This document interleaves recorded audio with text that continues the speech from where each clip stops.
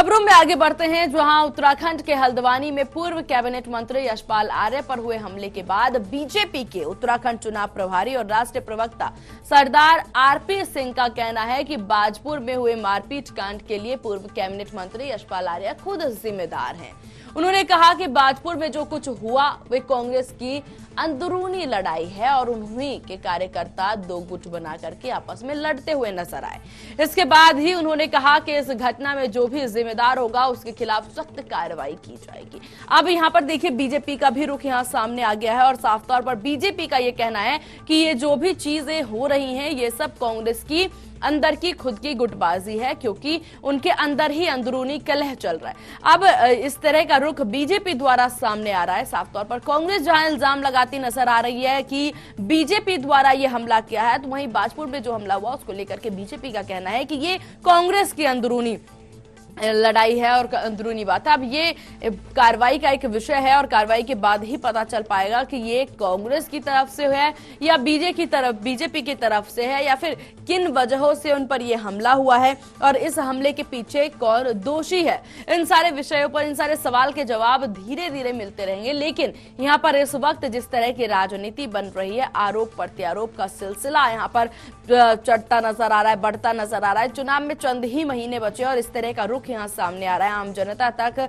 जहां सीएम धामी द्वारा ये संदेश पहुंचाया जा रहा है कि उत्तराखंड को नंबर 1 राज्य बनाना है। उसके लिए वो काफी अग्रसर नजर आते हुए दिख रहे हैं। और वहीं दूसरी ओर देखा जाए तो अब कांग्रेस और बीजेपी जिस तरह से अब जुबानी जंग कर रही है और इस हमले को लेकर के एक दूसरे पे आरोप लगाती हुई नजर आ रही है। एक तरफ कांग्रेस का ये कहना है कि ये सब बीजेपी की सोची समझी रणनीति है, तो दूसरी तरफ बीजेपी का ये कहना है कि इन सब की वजह अब कांग्रेस खुद ही है, क्योंकि उनकी गुटबाजी ही है जिसकी वजह से आज यशपाल आर्य के साथ ऐसी चीज हुई है या फिर उनके ऊपर हमला हुआ है, क्योंकि उनमें अंदरूनी कलह है। इसका इल्जाम लगाते बीजेपी नजर आ रहे हैं। लेकिन अब ये देखने वाली बात होगी कि आखिर इन सब आरोप प्रत्यारोप में कौन असल दोषी है और कौन नहीं है।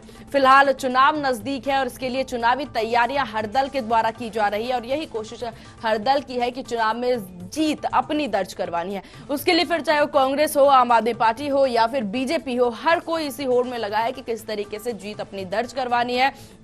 और इसी के मद्देनजर कांग्रेस भी जमीनी स्तर पर काम करती नजर आ रही है, आम जनता से मुलाकात करती नजर आ रही है और बीजेपी का भी देखा जा रहा है कि सीएम धामी द्वारा कितनी सौगातें यहां पर उत्तराखंड की जनता को, उत्तराखंड वासियों को दिए जा रहे हैं। फिर वो सारी विकास परियोजनाएं हों और साफ तौर पर अगर देखा जाए कि सीएम धामी द्वारा जो ये बात कही गई कि उत्तराखंड को नंबर 1 राज्य बनाना है, उसके लिए वो अग्रसर। काफी चुनौतियां भी है इस बीच में, उनके लिए चुनौती बहुत सी है। चुनौती पलायन की हो या फिर शिक्षा की हो, स्वास्थ्य व्यवस्था की हो और साथ ही साथ इस वक्त जो कोरोना के बाद अब ओमिक्रॉन का कहर बरपने की बात चल रही है और कई मामले, 5 मामले भी भारत में सामने आए हैं, जिसको लेकर के काफी यहां पर भयावह स्थिति बनी हुई है। लेकिन इन सब के बीच जिस तरह का आरोप प्रत्यारोप का सिलसिला बीजेपी और कांग्रेस में चल रहा है, ऐसे में एक बड़ा सवाल होता है कि किस तरह से अब बीजेपी इससे पार पाएगी या फिर कांग्रेस अपना उग्र प्रदर्शन दिखाने के लिए, अपना दमखम दिखाने के लिए आगे बढ़ करके आएगी।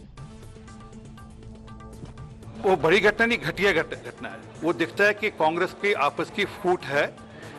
बिना नीति के नेता जब इकट्ठे होते हैं और जब बिना नीति के दल बदलते हैं तो इस प्रकार की घटनाएं होती हैं।